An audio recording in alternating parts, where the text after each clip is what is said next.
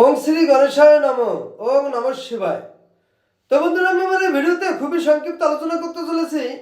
আমরা আমাদের সমগ্র পৃথিবীতে যেসব ব্যক্তি শুভ যুগে জন্মগ্রহণ করে থাকি, এই শুভ যুগে জন্মগ্রহণ হওয়ার জন্য আমরা আমাদের মানব লাইফে এই শুভ যুগ থেকে কি শুভ শুভ ফল পেয়ে থাকি, সেই সম্পর্কে খুবই সংক্ষিপ্ত আলোচনা। তো এই শুভ যুগে যেসব ব্যক্তির জন্মগ্রহণ হয়ে থাকে, এরা সাধারণত প্রচুর বিদ্বান এবং বুদ্ধিমান যুক্ত ব্যক্তি হয়ে থাকে।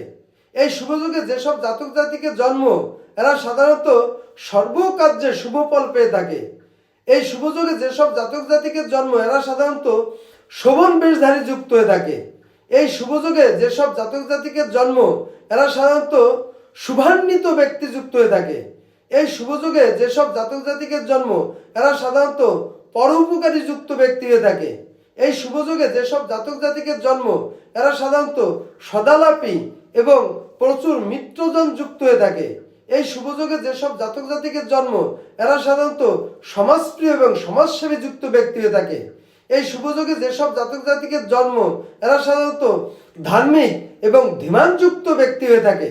তো বন্ধুরা, এই ছিল শুভ যুগে যেসব জাতক জাতিকের জন্ম সেই সম্পর্কে খুবই সংক্ষিপ্ত আলোচনা। নমস্কার।